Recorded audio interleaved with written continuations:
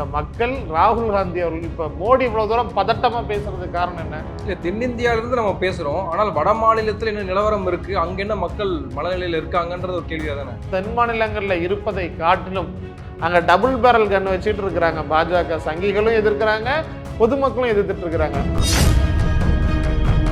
பாஜகக்குள்ளாரே இப்ப மிகப்பெரிய குளறுபடிகள், மிகப்பெரிய அதிருப்தி இருந்துட்டு இருக்கு. என்ன பாருங்க, இந்த 7 ஃபேஸ் இருக்குது. இந்த 7 ஃபேஸ்ல ஒரு நாள் லுங்கியோட எழுந்திரிச்சு நைட்ல ஓடி வருவாரு. பெட்ரூம்ல பாகிஸ்தான்கார என்ன வந்து துப்பாக்கி வச்சுட்டு கொலை பண்ண பாக்குறான்னு சொல்லுவாரு. முதலமைச்சர் மு க ஸ்டாலின் கூட வட மாநிலங்களில் போய் பிரச்சாரம் பண்றதா செய்திகள் வெளியாகிருக்கு. இன்னைக்கு மோடி வைரஸ் இந்தியா முழுக்க பரவி இருக்குது. அதுக்கு மருந்து கொண்டு போகக்கூடிய நோயை குணப்படுத்திய ஒரு மாநிலத்தினுடைய முதலமைச்சர் மருந்து எடுத்துட்டு வட மாநிலத்துக்கு போறாரு. மோடி கூட்டம் கூண்டோட வீட்டுக்கு போறதுக்கு தயாராகிட்டு இருக்குது அப்படிங்கிறத மோடி கூட்டமும் உணர்ந்துருக்கு. வாய்ஸ் ஆஃப் சவுத் நேயர்களுக்கு வணக்கம். இந்த நேர்காணலில் நாம் சந்திக்கிருப்பவர் திமுக மாணவரணி துணை செயலாளர் திரு தமிழ்கா முத்தரசன் அவர்கள். வணக்கம். பிரதமர் மோடியினுடைய மத வெறுப்பு பேச்சு ஒரு புறம், ராகுல் காந்தி மோடி ஆட்சியில பணக்காரர்களுக்கு சென்ற பணத்தை மீட்டு 90% இந்திய மக்களிடம் கொடுக்க போறேன் அப்படின்னு சொல்றாரு. அப்போ இந்த 2 பிரச்சாரங்களும் எது எடுபடும் அப்படின்றது ஒரு கேள்வியா இருக்கு. தமிழ்நாடு தேர்தல் களம் முடிஞ்சாலுமே கூட வட மாநிலத்துல இந்த இருவரும் பேசக்கூடிய பிரச்சாரம் எது எடுபடும் நினைக்கிறீங்க? எது எடுபடும் அப்படிங்கிறத விட எது தேவை அப்படிங்கிறது மிக முக்கியமான ஒண்ணு. ஏன்னா எது எடுபடும் அப்படிங்கிற மனநிலையில தான் மோடி பேசிட்டு இருக்கிறாரு. பெரும்பான்மையாக இருக்கக்கூடிய ஒரு சமுதாய மக்களிடம் அவங்களோட ஒரு உணர்வை தூண்டி அதன் மூலமாக சிறுபான்மையின மக்களை வந்து ஒடுக்கணும், அதன் மூலமாக நான் வந்து உங்களுடைய பெரும்பான்மையினுடைய காவலன் அப்படின்னு பார்க்குற வகையில் அந்த மத துவேஷம், வெறுப்பு, அந்த விஷமத்தனமான பிரச்சாரத்தை அந்த நாட்டுடைய பிரதமர் பண்ணிட்டு இருக்கிறாரு. அது வந்து அழிவு பாதையில நாட்டை இழுத்து செல்லக்கூடிய ஒரு பிரச்சாரம். அது எடுபடும் அப்படின்னு நினைச்சு அவர் பண்றாரு. ஆனா காங்கிரஸை பொறுத்த வரைக்கும், திரு ராகுல் காந்தியை பொறுத்த வரைக்கும் எது தேவை அப்படின்னு சொல்லி பேசுறாரு. இப்போ உதாரணத்துக்கு மோடி இவ்வளவு தூரம் பேசக்கூடியவர், இந்த 10 ஆண்டு காலம் நான் நாட்டினுடைய பிரதமரா இருந்தவர், 10 ஆண்டு காலத்துல இந்த திட்டங்களை நான் செஞ்சேன், 10 ஆண்டு காலத்துல இது மக்களுடைய வாழ்க்கையை மாற்றி இருக்குது. உதாரணத்துக்கு நீங்க திமுகவினுடைய தேர்தல் பிரச்சாரத்தை எடுத்து பாருங்க. சாதாரணமான அடிப்படையில் அந்த இலவச பேருந்து பயணத்துல இருந்து, இப்போ மகளிர் கொடுக்கக்கூடிய 1000 ரூபாய் திட்டத்துல இருந்து, அது எந்த அளவிற்கு ஒவ்வொருடைய தனி நபர்களுடைய வாழ்க்கையை மாற்றி இருக்குது, எந்த அளவுக்கு அவங்க பயனடைஞ்சிருக்கிறாங்க அப்படிங்கிற வகையில பிரச்சாரம் இருக்குது. இது தேவையான பிரச்சாரம்.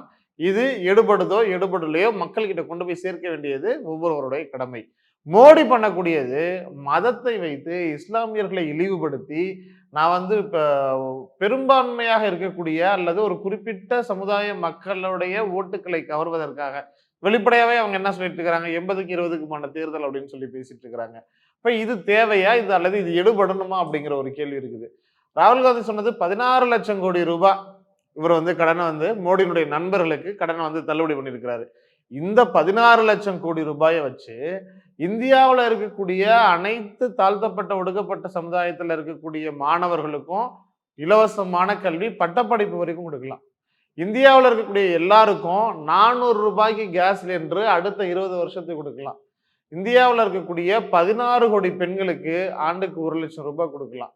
அப்படி இந்த 16 லட்சம் கோடி அவர் மோடியினுடைய நண்பர்களுக்காக அவர் வந்து தள்ளுபடி பண்ணியிருக்கிறார். யாருடைய காசு? மக்களினுடைய வரிப்பணத்துல வந்த காசு. உங்களுக்காக கோஷம் போடுறான்ல, நின்றுகிட்டு பாரத் மாதா கி ஜெய் அப்படின்னு சொல்லி கத்துறான்ல, அவன் மூஞ்சி கடிக்கிற பவுடர்ல இருந்து, தலைக்கு வைக்கக்கூடிய எண்ணெயில இருந்து, காலுக்கு போடக்கூடிய செருப்புல இருந்து, உங்களுக்காக வாங்கி கொடுக்குற அந்த பசுமாட்டு நெய்யில இருந்து, எல்லாத்துக்கும் கட்டுற வரிப்பணத்துல இருந்து வந்த காசை மோடி எடுத்து அவர்களுடைய நண்பர்களுக்காக கொடுத்து அதை வந்து தள்ளுபடி பண்ணியிருக்கிறாரு. அதே நாட்டில தான் இதே இந்த 16 லட்சம் கோடி ரூபாய் மோடி தள்ளுபடி செஞ்சு அவருடைய நண்பர்களை குளிர்வித்த அதே இந்த நாட்டில தான் ஊட்டச்சத்து குறைபாட்டால இருக்கக்கூடிய குழந்தைகளினுடைய எண்ணிக்கை அதிகமாக இருக்கக்கூடிய நாடுகளுடைய பட்டியலில் இந்தியா இருந்துட்டு இருக்கு. பாதுகாப்பு இல்லாத சூழல்ல வாழக்கூடிய பெண்களினுடைய பட்டியல்ல இந்தியா இப்ப முன்னேறிட்டு இருக்குது. மகிழ்ச்சியாக வாழக்கூடியவர்கள் இல்லாத ஒரு நாடா இந்தியா வந்து மாறி இருக்கு. வளரும் நாடுகள்னு நம்ம படிச்சிருப்போம் இந்தியாவை. இன்னைக்கு இந்தியா வளரும் நாடுகளுடைய பட்டியல்ல இருந்து எடுத்துட்டாங்க. அப்ப இந்த அளவிற்கு ஒரு மோசமான சூழல்ல இந்தியாவை கொண்டு வந்து நிறுத்திட்டு அழிவினுடைய விளிம்புல இந்த நாட்டை நிறுத்திட்டு பொருளாதாரத்துல இருந்து, பண்பாட்டுல இருந்து, அமைதியான சூழல்ல இருந்து, இளைஞர்களுடைய வாழ்வாதாரத்துல இருந்து ஒட்டுமொத்தமா சூறையாடிட்டு நீங்க என்ன பேசுறீங்க, மோடி என்ன பேசுறாரு அப்படின்னு சொல்லி பார்த்தா மதத்தை மட்டும் வச்சு பேசுறாரு. அப்ப இந்த 10 ஆண்டு காலமாக நீங்க சீரழிச்ச இத்தனை துறைகளை பத்தி அதை சீர்படுத்துவதற்கு, அதை மேன்மைப்படுத்துவதற்கு, அதை பற்றி கேள்வி கேட்பதற்கு, இல்ல அதை பத்தி சிந்திப்பதற்காவது பாஜக கூட்டத்தில் இருக்கக்கூடியவர்கள் அல்லது அந்த கூட்டணியில் இருக்கக்கூடியவர்கள் யாராவது பேசுவாங்களன்னா அது பேச மாட்டாங்க. ஏன்னா அது எடுபடாது. பேசுனா மக்கள் சட்டையை பிடிச்சு கேள்வி கேட்பாங்க. 10 ஆண்டு காலம் நீங்க என்ன செஞ்சீங்க அப்படின்னு. ஆனா அதை இன்னைக்கு கேட்கக்கூடிய இடத்துல இருக்கக்கூடிய ஒரே தலைவராக இந்திய அளவுல ராகுல் காந்தி அவர்கள் இருந்துட்டு இருக்கிறாரு. தமிழ்நாட்டை பொறுத்த வரைக்கும் தமிழ்நாட்டினுடைய முதலமைச்சர் மாண்புமிகு தளபதி இருந்துட்டு இருக்கிறாரு. அப்போ எதிர்க்கட்சியில இருக்கக்கூடிய, குறிப்பாக இந்தியா கூட்டணியில் இருக்கக்கூடிய திமுக தலைவர் தளபதியில இருந்து, காங்கிரசினுடைய தலைவர் ராகுல் காந்தியில இருந்து இவர்களுடைய பிரச்சாரம் எப்படிப்பட்ட பிரச்சாரமாக இருக்குது அப்படின்னா, எது எடுபடும் எடுபடாது அப்படிங்கிறத தாண்டி அடுத்து ஒரு 1/4 நூற்றாண்டு காலத்திற்காவது இந்த நாட்டை வளர்ச்சி பாதையில கொண்டு போய் சேர்ப்பதற்கு, அல்லது மக்களுடைய வாழ்க்கையை மேம்படுத்துவதற்கு, இல்ல குலைந்து போயிருக்கக்கூடிய இந்த பொருளாதார கட்டமைப்பை, இந்த அரசு கட்டமைப்பை, அரசு இயந்திரங்களை, அரசு துறைகளை மக்களுக்கு தேவையான எசென்சியல அந்த சப்போர்ட் கொடுக்கக்கூடிய இந்த பேசிக் ஸ்ட்ரக்சரை சீர்படுத்துவதற்காக என்ன செய்ய முடியுமோ அல்லது என்ன செய்ய வேண்டுமோ அதை நாங்க பார்த்துக்கிறோம்னு சொல்லக்கூடிய வகையில தான் இவர்களுடைய பிரச்சாரம்ங்கிறது இருக்குது. ஆகையினால என்னதான் இவங்க ஒரு பக்கம் வெறுப்பு பிரச்சாரத்தை கக்கினாலும் கூட, எடுபடும்னு நினைச்சு இவங்க எதுவும் பேசினாலும் கூட, இன்றைக்கு மக்கள் மிக தெளிவாக விழிப்புணர்வோட இருக்கிறாங்க. இந்த மோடி வித்தைகள்ல இருந்து, மோடி மாயாஜாலங்கள்ல இருந்து மீண்டு வருவதற்கு இந்த பாஜக கூட்டத்தை ஒழிச்சு கட்டணும், இந்த நாட்டில இருந்து ஆட்சி அதிகாரத்துல இருந்து அப்புறப்படுத்தணும் அப்படிங்கிற உறுதிமொழி களத்துல மிக தெளிவாக இருக்குது. அதனால இந்த மக்கள் ராகுல் காந்தி அவர்கள் இப்ப மோடி இவ்வளவு தூரம் பதட்டமா பேசுறதுக்கு காரணம் என்ன? இல்ல, தென்னிந்தியால இருந்து நம்ம பேசுறோம். ஆனால் வட மாநிலத்துல என்ன நிலவரம் இருக்கு, அங்க என்ன மக்கள் மனநிலையில இருக்காங்கன்றது ஒரு கேள்வியா தானே? அதாவது நம்ம தென்னிந்திய மக்கள் இயல்பாவே நம்ம மேல வைக்கக்கூடிய குற்றச்சாட்டு என்ன அப்படின்னா, இன்னும் அது உண்மையும் கூட. நம்ம எமோஷனலா ஹேண்டில் பண்ணுவோம். நம்ம இன்னும் உணர்ச்சி பூர்வமா களத்துல பிரதிபலிப்போம். அது களமாடுவதும் அப்படிதான் இருக்கும். நீங்க வட மாநிலத்துல இருக்கக்கூடியவங்க நம்ம அளவுக்கு கொள்கை ரீதியா பேசல, கருத்துக்களை வெளிப்படுத்தல, ஆக்ரோஷமாக செயல்படல அப்படின்னு நினைச்சாலுமே கூட அவர்கள் ஒரு அமைதி புரட்சியை நடத்தக்கூடியவர்கள் தான். அந்த வகையில இதற்கு முன்பாக பாஜக வருவதற்கு முன்பாக இருந்த தேர்தல்கள் எல்லாம் பாத்தீங்க அப்படின்னா, இதற்கு முன்பாக 10 ஆண்டு காலம் இருந்துச்சு பாஜகவினுடைய ஆட்சி. அதை தூக்கி போடும் பொழுது மிகப்பெரிய அளவிற்கு, இதே அளவுக்கு யாரும் வட மாநிலத்தில் நம்மளாம் மிகப்பெரிய சந்தேகத்துல இருந்து வட மாநிலங்கள்ல என்ன மாதிரியான இருக்க போகுது. ஏன்னா வாஜ்பாயினுடைய ஆட்சி இருந்துச்சு, பாஜகவினுடைய ஆட்சி இருந்தது. தென் மாநிலங்கள்ல மிகப்பெரிய அளவிற்கு அந்த மதவாத அரசியலுக்கு எதிராக மக்கள் குரல் கொடுத்துட்டு இருக்கிறாங்க. ஆனா வட மாநிலத்துல எதுவுமே பேசல அப்படின்ட்டு இருந்த பொழுது அந்த மக்கள் தான் தூக்கி எறிஞ்சிட்டு காங்கிரஸ் கொண்டு வந்தாங்க. அடுத்து 10 ஆண்டு காலம் காங்கிரஸ் இருந்துச்சு. மன்மோகன் சிங் தலைமையிலான ஆட்சி மிக சிறப்பான ஆட்சியாக இருந்ததெல்லாம் நம்ம பார்த்தோம். இப்ப அதே மாதிரியான ஒரு புரட்சி நடப்பதற்கான எல்லா சூழலும் இருக்குது. அவர்கள் அமைதியா இருப்பதை தாண்டி இன்னைக்கு பல இடங்கள்ல பேச ஆரம்பிச்சிருக்கிறாங்க, பல இடங்கள்ல போராட ஆரம்பிச்சிருக்கிறாங்க, பல இடங்கள்ல இன்னைக்கு இவ்வளவு நாளாக மோடியினுடைய கைகளில் சிக்குண்டிருந்த அந்த ஊடகங்கள் கூட இன்னைக்கு ஓரளவுக்கு அவர்கள் சுவாசிக்கிறத நம்ம பார்க்க முடிகிறது. பாஜக மோடி ஆட்சியுடைய வெறுப்பு பிரச்சாரம் தான் அப்படின்னு எழுத ஆரம்பிச்சிருக்கிறாங்க, பேச ஆரம்பிச்சிருக்கிறாங்க, அதை பத்தி விவாதிக்க ஆரம்பிச்சிருக்காங்க. இப்ப இதுவே ஒரு பாசிட்டிவ் சைனா தான் நான் பார்த்துட்டு இருக்கிறேன். உள்ளபடியே தமிழ்நாட்டில் தென் மாநிலங்கள்ல இருப்பதை காட்டிலும் மிக கடுமையான அதிருப்தி மோடியின் மேல, பாஜக மேல வட மாநிலங்கள்ல இருக்குது. காரணம் என்னன்னா, இங்க இருக்கக்கூடிய மக்களை, இங்க இருக்கக்கூடிய ஆட்சியாளர்கள், குறிப்பாக தமிழ்நாடு எடுத்துக்கிட்டா திமுக ஒரு ப்ரொடெக்ட் பண்ணி வச்சிருக்குது. நீங்க அந்த ஒன்றிய அரசினுடைய அந்த சர்வாதிகார சிந்தனைகள் மக்களை பாதிக்காத அளவிற்கு ஓரளவுக்கு நம்ம போராடிட்டு இருக்கிறோம். அந்த விழிப்புணர்வை ஏற்படுத்திட்டு இருக்கிறோம். வேலை வாய்ப்பாக இருக்கட்டும், இல்ல பொருளாதாரமா இருக்கட்டும், கல்வியாக இருக்கட்டும், பெண்களுடைய பாதுகாப்பா இருக்கட்டும், தொழில் வளர்ச்சியாக இருக்கட்டும், இதுல எல்லாத்துலயுமே தமிழ்நாடு அரசு மக்கள் மீது நேரடியாக வர வேண்டிய அந்த சுமையை தன்னுடைய சுமையாக எடுத்துக்கிட்டு தமிழ்நாட்டுடைய முதலமைச்சர் மாண்புமிகு தளபதி இங்க செயல்பட்டு இருக்கிறாரு. இப்ப அதே மாதிரிதான் நீங்க கேரளாவிலையும் பார்க்கலாம், அதே மாதிரிதான் இப்ப நீங்க கர்நாடகால பார்க்கலாம். அப்போ இப்ப வரக்கூடிய ஒன்றிய அரசினுடைய புள்ளி விவரங்களே முன்னேறி இருக்கக்கூடிய துறைகள்ல, தொழில் துறையில இருந்து வளர்ந்து வரக்கூடிய மாநிலங்களுடைய இதுல இருந்து பார்த்தீங்கன்னா, அதுல வந்து தென் மாநிலங்கள் குறிப்பாக தமிழ்நாடு, கேரளா தான் இருந்துட்டு இருக்கு. அப்ப இதெல்லாம் வடமாநிலத்தில இருக்கிறவர்களும் பார்க்கிறாங்க. அப்ப இங்க இருக்கக்கூடிய அளவிற்கு மக்களை பாதுகாக்கக்கூடிய தன்மையில அங்க இருக்கக்கூடிய ஆட்சியாளர்கள் இல்ல வடமாநிலத்தில. ஒண்ணு பாஜக ஆட்சியில இருக்குது, அல்லது மக்களால தேர்ந்தெடுக்கப்பட்ட ஆட்சியை சூறையாடிய பாஜக இருக்குது. கபலீகரம் பண்ணவர்களாக இருக்கிறாங்க. அப்போ இப்ப வட மாநிலங்கள்ல எவ்வளவு தென் மாநிலங்கள்ல இருப்பதை விட மோடி ஆட்சியின் மீது வட மாநிலங்கள்ல மிக கடுமையான அதிருப்தி எப்படி இருக்குதுன்னு சொல்ல வரோம் அப்படின்னா, ஒண்ணு அந்த கட்சி ஒண்ணு வளர்ச்சி இல்ல, மக்களுக்கு பாதுகாப்பு இல்ல, பொருளாதார வளர்ச்சி இல்ல, பணப்புழக்கம் இல்ல அப்படிங்கிறத அவர்கள் நேரடியாக உணர்றாங்க. எந்த கட்டமைப்பும் இல்ல. நீங்க உத்தரப்பிரதேசத்துல இருந்து வெளிய வந்த அந்த வீடியோக்கெல்லாம் பார்த்திருப்பீங்க. அரசு பள்ளிகள் எவ்வளவு மோசமான சூழல்ல இயங்கிட்டு இருக்குது. எல்லா மாணவர்களையும் ஒரு வகுப்பறையில வச்சு ஒரு 100 ஆண்டுகளுக்கு பின்னாடி வந்து நம்ம கல்வி அறிவு பெரிசா தமிழ்நாட்டுல இல்லாத காலத்துல கூட இவ்வளவு மோசமான சூழல்ல பள்ளிகள்லாம் கிடையாது. அந்த அளவிற்கு வந்து உத்தரப்பிரதேசத்துல இயங்கிட்டு இருக்குது. இங்க இருக்கிறதெல்லாம் அவர்கள் பார்க்கிறாங்க. அதையும் தாண்டி பாஜகக்குள்ளாரே இப்ப மிகப்பெரிய குளறுபடிகள், மிகப்பெரிய அதிருப்தி இருந்துட்டு இருக்கு. ஏன்னா, பாஜக இந்த 10 ஆண்டு கால ஆட்சியில எந்த சாதனையும் செய்யல. தோல்விய தழுவ போறோம் அப்படிங்கிறது உறுதியா மோடிக்கு தெரிஞ்சதனுடைய விளைவு என்ன அப்படின்னு பார்த்தீங்கன்னா, இப்ப தமிழ்நாட்டுல நீங்க பார்த்தீங்கன்னா, இப்ப அண்ணாமலை, முருகன், தமிழிசை இந்த மாரியான கேண்டிடேட் இப்ப பேர் சொல்லக்கூடிய வகையில இருக்கு. எதுக்காக இந்த மாரி கொண்டு வந்தாங்க அப்படின்னா, வேற யார நிக்க வச்சாலும் அவங்களுக்கு முகம் தெரியக்கூடிய ஆட்கள் கிடையாது. இதுக்காக தமிழிசைய ரிசைன் பண்ணிட்டு கொண்டு வராங்க. எல் முருகன் வந்து ஆல்ரெடி ஒரு எம்பியா வந்து பதவி ஏத்துக்கிட்டு வந்து இங்க மறுபடியும் எம்பி தேர்தலுக்காக நின்னுட்டு இருக்கிறாரு. அப்ப வேற ஆள் கிடையாது அவங்களுக்கு. இதே மாதிரி வட மாநிலத்திலயும் பாஜக என்ன பண்ணியிருக்குது, சினிமா நடிகைகள், அதே போல காங்கிரஸ்ல மிக முக்கியமான தலைவர்கள்ல இருந்து அவங்கள விலக்கி வாங்கியிருப்பாங்கல்ல, அந்த மாதிரியான ஆட்கள். மற்றபடி நல்ல நோன் ஃபேஸா கொண்டு வந்து அவங்க வலுக்கட்டாயமாக கொண்டு வந்து அங்க கேண்டிடேட்டா போட்டிருக்காங்க. அப்ப என்னதான் இந்த புதுசா அவங்க வந்து ஒரு ஸ்டார் வேல்யூ குடுக்கணும், தெரிஞ்ச ஒரு ஃபேஸா கொண்டு வரணும்னு ஆட்கள போட்டாலும், அந்த கட்சியில மண்வெட்டி, கடப்பாரை எடுத்து பாபர் மசூதி இடிக்கிறதுக்காக கலவரம் பண்றதுக்காக வாழ்நாள் முழுக்க இந்த கட்சிக்காக கலவரம் பண்றது மட்டுமே தன்னுடைய முழுநேர வேலையா செஞ்ச கட்சியினுடைய தொண்டர்கள் இருப்பாங்கல்ல, அடிமட்ட தொண்டர்கள். அவனுக்கெல்லாம் ரொம்ப இப்ப வந்து வெறுப்பினுடைய உச்சம், அதிருப்தியினுடைய உச்சத்துல இருக்கிறாங்க. காரணம் என்னன்னா, வாழ்நாள் முழுக்க நம்ம வந்து பாஜகவுக்காக கலவரம் பண்ணணும். வாழ்நாள் முழுக்க வெறுப்பு பிரச்சாரம் பண்ணணும். இன்னும் மோடியினுடைய மொழியிலேயே சொன்னோம்னா, அடுத்தவன் தாலியெல்லாம் அறுத்தோம். ஆனா நமக்கு வாய்ப்பு குடுக்காம இன்னைக்கு மற்றவர்களுக்கு வாய்ப்பு குடுத்திருக்கிறாங்க. ஸ்டார் வேல்யூவா இன்னும் அந்த சங்கிலே தலைமை சங்கியா இருக்கக்கூடிய கங்கனா ரனாவத்துக்கு இப்ப குடுத்திருக்கிற இடத்துலலாம் மிக கடுமையான அதிருப்தியா இருக்குது அப்படின்னு சொல்லிட்டு, இன்னைக்கு பத்திரிகைகளே மிகப்பெரிய அளவுக்கு விவாதிக்கக்கூடிய அளவிற்கு வந்திருக்கு. அப்ப மோடியினுடைய இப்ப ஆட்சி நிர்வாக சீரழிவு ஒரு பக்கம், அதே போல கட்சி நடத்துறதுக்கு துப்புள்ள மோடிக்கு அப்படின்னு சொல்லி அங்க அதிருப்தியும் அதிகமாகிட்டு இருக்குது. மக்கள் வந்து மிக தெளிவா இப்ப பொதுவாக அரசியல் கட்சியை சாராதவர்கள் நாட்டுல எந்த நல்லதும் நடக்கல.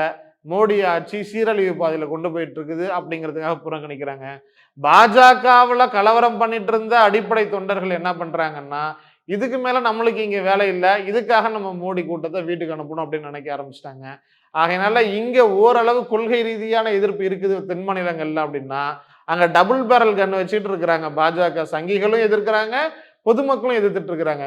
அதனால மோடியினுடைய பயமே இப்ப 56 இன்ச்சு நடுநடுங்கி பேசுறதுக்கு காரணம் என்ன அப்படின்னா, இஸ்லாமிய வெறுப்புலாம் பேசுறதுக்கு காரணம், இவ்வளவு தூரம் ஒரு வன்மத்தை கக்கிறதுக்கு காரணம், இந்திய அரசியல் வரலாற்றுல இவ்வளவு மலிவான வார்த்தைகளை பயன்படுத்தி எந்த பிரதமரும் பிரச்சாரம் பண்ணனதே கிடையாது. அப்படியெல்லாம் பேசுறதுக்கு காரணம் என்ன அப்படின்னு சொன்னா, இந்த தென் மாநிலங்கள்ல விழுந்த அடியை விட கடுமையான அடி வட மாநிலங்கள்ல விழப்போகுது அப்படிங்கிற கள நிலவரத்தை உணர்ந்ததாலதான் இன்னைக்கு மோடி இவ்வளவு தூரம் பேசுறாரு. ஆகையினால தென் மாநிலங்களை காட்டிலும் வட மாநிலத்துல பாஜக எதிர்ப்பு அப்படிங்கிறது மிக ஆழமாக அடர்த்தியாக இருக்குது.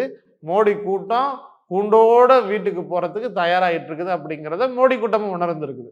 நீங்க சொல்றபடி இப்ப எதிர்க்கட்சிகள் முன்வைக்கிற மாதிரி பிரதமர் மோடியினுடைய பேச்சு மலிவான பேச்சு, ரொம்ப நலந்தார பேச்சு, இப்படியெல்லாம் விமர்சனங்களை முன்வைக்கிறீங்க. ஆனால் அவர்களுடைய இலக்கு அப்படின்றது வெற்றி தானே. வெற்றி எப்படி பெற்றால் என்ன அப்படின்றதான அவங்களுடைய இலக்கா இருக்கு. அப்படின்ற பட்சத்தில் இப்போ முதலமைச்சர் மு.க. ஸ்டாலின் கூட வட மாநிலங்களில் போய் பிரச்சாரம் பண்றதா செய்திகள் வெளியாகிருக்கு. இப்போ அது என்ன மாற்றத்தை கொடுத்துரும் நினைக்கிறீங்க? கண்டிப்பா. அதாவது பெரிய அளவுல இப்போ நம்ம இங்க என்ன மாதிரியான உத்திகள்லாம் கையாண்டோம் அப்படிங்கறத நம்ம பார்த்தோம். இப்ப வட மாநிலங்கள்ல அவர்கள் என்ன மாதிரியான பிரச்சாரங்கள் பண்ணிட்டு இருக்காங்க. இயல்பா நீங்க இப்ப கேஸ் விலையை பார்த்தீங்கன்னா, நம்ம 500 ரூபாய்க்கு கொண்டு வரோம் அப்படின்னு சொல்லியிருக்கிறோம். 450 இருந்தது இன்னைக்கு 1200 கொண்டு வந்துட்டு 100 கம்மி பண்ணியிருக்கிறாரு. அதே போல ஒரு இடம் தென் மாநிலங்களை பொறுத்த வரைக்கும், குறிப்பாக தமிழ்நாட்டை பொறுத்த வரைக்கும், நம்ம எல்லா துறைகள்லையும் முன்னேறி இருக்கிறோம். எப்படி முன்னேறி இருக்கிறோம்னா, ஒன்றிய அரசினுடைய எந்த சப்போர்ட்டும் இல்லாம முன்னேறி இருக்கிறோம். அப்போ நம்ம கல்வியா இருக்கட்டும், மருத்துவமா இருக்கட்டும், வேலை வாய்ப்பா இருக்கட்டும், பொருளாதாரமா இருக்கட்டும், தொழில்துறையாக இருக்கட்டும், இதுல எல்லாத்துலயும் நம்ம வளர்ந்து வரும் பொழுது, இது எல்லாத்துலயுமே சீரழிஞ்சிருக்குது ஒரு பகுதி. இத்தனைக்கும் உங்களுக்காக தான் நான் அதிகமா செலவு பண்றேன் அப்படின்னு சொல்லி நமக்கு வரி பணம் கொடுக்கறதே கிடையாது. அப்படி இருந்தும் நம்ம இங்க வந்து வளர்ந்துகிட்டு இருக்கிறோம். அங்க வரி பணம் அதிகமா செலவு பண்றாங்க. ₹1 கொடுத்தா நம்மளுக்கு 29 காசு. எங்களுடைய இளைஞரணி செயலாளர் கூட பிரச்சாரத்துல பார்த்திருப்பீங்க. 29 பைசா அப்படின்னு சொல்லி பேசியிருப்பாரு. அப்ப இதெல்லாம் நம்ம கொண்டு போய் அவங்ககிட்ட சொல்ல வேண்டிய தேவை இருக்குது. இப்ப நீங்க உத்தரப்பிரதேசத்துல பாத்தீங்கன்னா ₹1 கொடுத்தாங்கன்னா ₹2000 கொடுத்துட்டு இருக்காங்க. ஆனா உத்தரப்பிரதேசத்தையும் தமிழ்நாட்டையும் நீங்க கம்பேர் பண்ணீங்க அப்படின்னா தமிழ்நாடு பெட்டரான பெர்ஃபார்மன்ஸ்ல இருக்குது இன் ஆல் ஆஸ்பெக்ட்ஸ். ஆனா உத்தரப்பிரதேசம் அந்த மாதிரி கிடையாது. அதே போல பீகாரா இருக்கட்டும், அதே போல ஒரிசாவா இருக்கட்டும், அங்க இருக்கக்கூடிய இளைஞர்கள் இன்னைக்கு எல்லாருமே எங்க இருக்கிறாங்க? மிக கடுமையா வேலை வாய்ப்பு இல்லாம இங்க தமிழ்நாட்டுல தென் மாநிலங்கள்ல வந்து வேலை செஞ்சுட்டு இருக்கிறாங்க. சொற்ப தொகைக்கு வேலை செஞ்சுட்டு இருக்கிறாங்க. இப்ப இந்த நிலையெல்லாம் யார் அங்க போய் சொல்லுவாங்க? யார் நம்ம வந்து பெட்டரா பெர்ஃபார்ம் பண்ணிட்டு இருக்கக்கூடிய நாம தான் நாங்க போய் அவர்கள்கிட்ட எடுத்துரைக்க வேண்டிய ஒரு தேவை இருக்குது. இன்னும் குறிப்பா அவர்கள் மறந்ததை, ஏன்னா நம்ம வந்து பாஜக வந்து கொள்கை ரீதியாகவும் எதிர்த்துட்டு இருக்கோம், அரசியல் ரீதியாகவும் எதிர்த்துட்டு இருக்கோம். இப்போ மோடிக்கு பிஜேபிக்கு என்ன ஒரு பெரிய சப்போர்ட், ஒரு தைரியம் அப்படின்னு சொன்னா, இதெல்லாம் இங்க வந்து கொள்கை ரீதியான தாக்குதல் கிடையாது. இதை வந்து பெரிய அளவுல நம்ம வந்து அதனாலதான் இப்போ முஸ்லீம்ங்கிறாரு. அடுத்து பாத்தீங்கன்னா நாளைக்கே பாத்தீங்க அப்படின்னு சொன்னா நைட்டு தூக்கத்துல என்ன பண்ணுவாரு மோடி, லுங்கியோட எழுந்திரிச்சு தெருவுல ஓடி வருவாரு. என்ன பாருங்க, இந்த 7 ஃபேஸ் இருக்குது. இந்த 7 ஃபேஸ்ல ஒரு நாள் லுங்கியோட எழுந்திரிச்சு நைட்ல ஓடி வருவாரு. பெட்ரூம்ல பாகிஸ்தான்காரன் என்ன வந்து துப்பாக்கி வச்சுட்டு கொலை பண்ண பாக்குறான்னு சொல்லுவாரு. அந்த ஏன்னா அதெல்லாம் சொல்லிட்டாரு. இப்ப ஏற்கனவே என்ன வந்து வெளிநாட்டு சதியெல்லாம் இருக்குது, என்ன வந்து வீழ்த்தணும்னு பாக்குறாங்க, அதெல்லாம் சொல்லிட்டாரு. ஒரு நாள் பாருங்க, இந்த 7 ஃபேஸ் தேர்தல் முடியறதுக்குள்ளார நடு ரோட்ல கேமரா 1 கிலோமீட்டர் நிற்கும். மோடி அரை நிர்வாணத்தோட ஓடி வந்து என்ன பாகிஸ்தான்காரன் கொல்ல வரான் அப்படின்னு சொல்லி சிம்பத்தி கிரியேட் பண்ணுவாரு. அந்த சைடு அமித்ஷா உட்காந்துட்டு ஆமா ஆமா அப்படின்னு சொல்லுவாரு. இதெல்லாம் நடக்கும். அப்ப இந்த டிராமாவை இவர்களுடைய முகத்திரையெல்லாம் கிழித்து தொங்க வேண்டிய தேவை யாருக்கிட்ட இருக்குது? இந்த டிராமாவுக்காகலாம் இந்த பொய் பிரச்சாரத்துக்கெல்லாம் வீழ்ந்து விடாத ஈல்டாகாத ஒரு மாநிலமா யாரா இருக்குது அப்படின்னு சொன்னா, இந்தியாவிலேயே அந்த பாஜகவால விலைக்கு வாங்க முடியாத, வீழ்த்தப்படாத ஒரே தலைவராக இருக்கக்கூடிய முத்துவேல் கருணாநிதி ஸ்டாலின் அப்படிங்கிற அந்த தலைவரால மட்டும்தான் அவர் இருக்கிறாரு. அதனால அவர் போய் அங்க பிரச்சாரம் பண்ணுவாரு. இந்த இந்த இப்போ சொன்ன உடனேவே இங்க பல பேருக்கு இப்ப காய்ச்சல் வந்துருச்சு. அதனால ஏற்கனவே இங்க வந்து செருப்படி கொடுத்திருக்குது திமுக பாஜகவுக்கு. இந்த செருப்படி இந்தியா முழுக்க கொடுக்கறதுக்கு தயாராகிட்டு இருக்கிறாங்க அப்படிங்கிற ஒரு காய்ச்சல்ல இருக்கிறாங்க. ஆகையினால மிகப்பெரிய அளவிற்கு ஒரு எழுச்சியை ஏற்படுத்த முடியும் இந்த பிரச்சாரங்களின் வாயிலாக. இன்னும் குறிப்பா திராவிட கழகத்தினுடைய தலைவர் ஆசிரியர் வீரமணி அவருடைய பேச்செல்லாம் பாத்தீங்க அப்படின்னா, இன்னைக்கு அதெல்லாம் ஹிந்தியில நீங்க எடுத்து போடுங்க அப்படின்னு சொல்லியிருக்கிறாங்க. இப்போ ஹிந்தியில டிரான்ஸ்லேட் பண்ணி வட மாநிலங்கள்ல வந்து பரவ ஆரம்பிச்சிருக்குது.